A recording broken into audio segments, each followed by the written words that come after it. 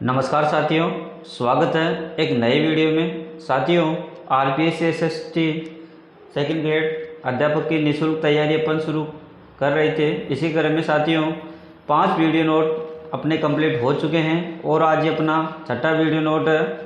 साथियों, आज के वीडियो नोट में अपन देखेंगे तुलनात्मक लोक प्रशासन और विकास प्रशासन के बारे में। तो साथियों शुरू करते हैं बिना समय खराब किए, क्योंकि समय बहुत कीमती होता है। तो साथियों बात करते हैं तुलनात्मक लोक प्रशासन की। तो तुलनात्मक लोक प्रशासन के बारे में अगर अपन बात करें तो साथियों 2 या 2 से अधिक जो भी प्रशासनिक इकाइयाँ होती हैं, उनकी जो संरचना होती है, उनके जो कार्यात्मक यानी कार्य करने के जो तरीके होते हैं, इसी साथियों तुलनात्मक लोक प्रशासन कहते हैं। 2 देश के बीच में या 2 प्रांत के बीच में या 2 सरकारों के बीच में, 2 संविधानों के बीच में जितने भी प्रशासनिक नियम प्रनियम जितने भी कार्य होते हैं साथियों, उनकी जब अपन तुलना करते हैं तो साथियों इसे कहते हैं तुलनात्मक लोक प्रशासन। फेरल हेडी साथियों इनकी एक महत्वपूर्ण परिभाषा है, कई बार पूछ ली जाती है। तो इनकी जो मुख्य परिभाषा है वो है कि तुलनात्मक लोक प्रशासन सिद्धांत निर्माण की प्रक्रिया के समान है। यानी जो तुलनात्मक लोक प्रशासन है वो सिद्धांत निर्माण की प्रक्रिया के समान है। तुलनात्मक लोक प्रशासन की शुरुआत की अगर अपन बात करें तो द्वितीय विश्व युद्ध के पश्चात एशिया और अफ्रीका में जो नवोदित राष्ट्र का मतलब जो राष्ट्र पहले गुलाम थे, अभी हाल ही में वो स्वतंत्र हुए थे, जैसे भारत जैसे देश है, पाकिस्तान है, ये सभी देश साथियों नवोदित राष्ट्र इनको माना जाता है। तो इन नवोदित राष्ट्रों के उदय के साथ ही लोक प्रशासन के तुलनात्मक अध्ययन में जो प्रशासनिक चिंतक थे उनकी रुचि उत्पन्न हुई।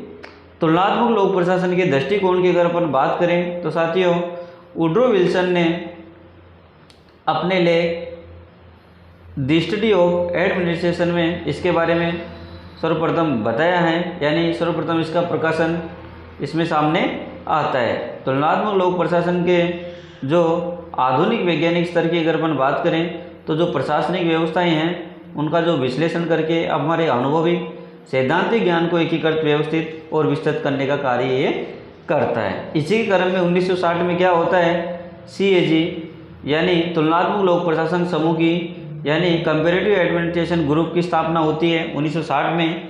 इसके प्रथम अध्यक्ष की बात करें तो फ्रेडरिक्स इसके प्रथम अध्यक्ष थे और 1960 से 1970 तक ये अध्यक्ष इसके रहे थे। साथ ही 1975 में इस संस्था का विघटन हो जाता है और विघटन के समय इसके अध्यक्ष थे रिचर्ड गेबल।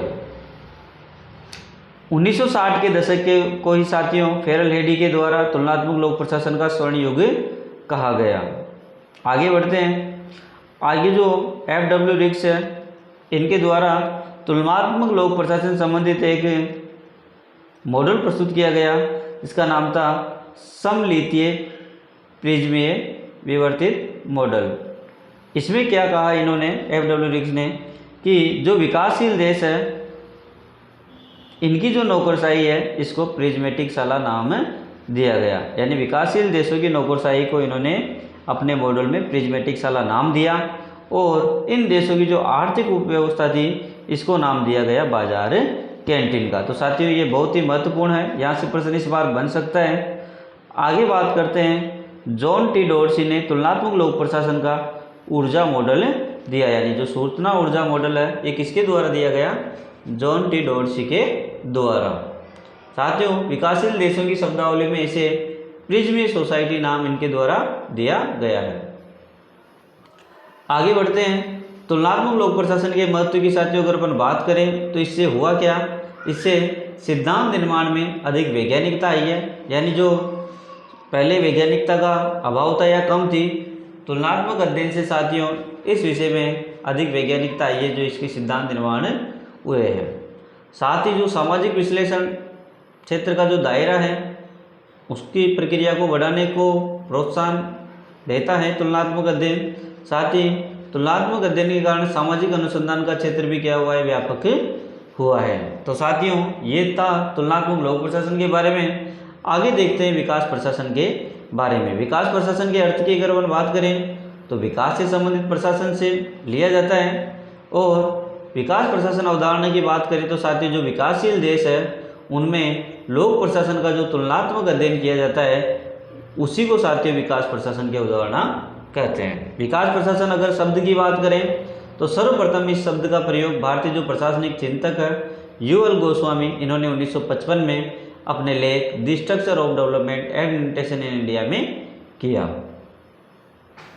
ये भी साथियों महत्वपूर्ण है, यहाँ से प्रश्न बन सकता है। साथ ही जो अमेरिकी प्रशासनिक चिंतक थे जॉर्ज ग्रेन, उनको विकास प्रशासन का पिता माना जाता है। साथ ही इनकी जो प्रसिद्ध पुस्तक है उसका नाम development administration concept goal and method 1989 में ये प्रकाशित हुई थी। विकास प्रशासन की विशेषताओं की बात करें साथियों तो प्रजातांत्रिक मूल्यों से संबंधित है, क्योंकि ये विकासशील देशों से संबंधित है और अधिकतर कार्य वही होते हैं जिसमें प्रजा का अधिक से अधिक भला हो। साथ ही विकास प्रशासन परिवर्तन मुखी होता है, लक्ष्य निर्देशित होता है, यानी अपने लक्ष्य को प्राप्त करने का प्रयास करता रहता है। साथ ही जो ऐसे देशों की जो नागरिकों की मांगे रहती है उन पर भी प्रतिक्रिया ये देता है, यानी एक सकारात्मक पक्ष अपना रखता है। यह परिवेश के साथ अंतर्क्रिया करता है, यानी विकास प्रशासन है जो अपना परिवेश होता है उसके साथ अंतर्क्रिया भी करता है और उसके अंदर से जो सकारात्मक नकारात्मक जो क्रियाएं होती है, जो प्रशासनिक तथ्य होते हैं उनकी जांच करता है और जनता के लिए जो अच्छे होते हैं उन्हें लागू करता है। विकास प्रशासन के जो लक्ष्य होते हैं उनके प्रति प्रतिबद्ध होता है, यानी उनको प्राप्त करने का प्रयास ये करता रहता है। साथ ही विकास प्रशासन जो प्रशासनिक संरचनाएं होती है उनमें सकारात्मक संरचना एवं क्रियात्मक बदलाव का भी ये समर्थन करता है, यानी ज़्यादा से ज़्यादा बदलाव ऐसा हो जिससे जनता को फायदा मिले, ऐसी साथियों प्रशासनिक संरचनाओं में बदलाव का ये समर्थन करता है। तो साथियों ये था आज का वीडियो नोट। साथियों वीडियो कैसा लगा? बहुत ही छोटा सा वीडियो है और बहुत ही व्यापक जानकारी है। तो साथियों वीडियो अच्छा लगा हो तो वीडियो को ज़रूर लाइक करें और ज़्यादा से ज़्यादा साथियों को सूचित करें कि SST RPSC निःशुल्क सेकंड ग्रेड की कंप्लीट तैयारी साथियों इसी चैनल पे आपको करवाई जाएगी और आप अपनी तैयारी में नियमित रूप से लगे रहें साथियों, और ताकि आपको समय पर अपने लक्ष्य की प्राप्ति हो सके। तो साथियों आज के वीडियो में इतना ही, मिलते हैं अगले वीडियो में, तब तक के लिए धन्यवाद साथियों। जय हिंद।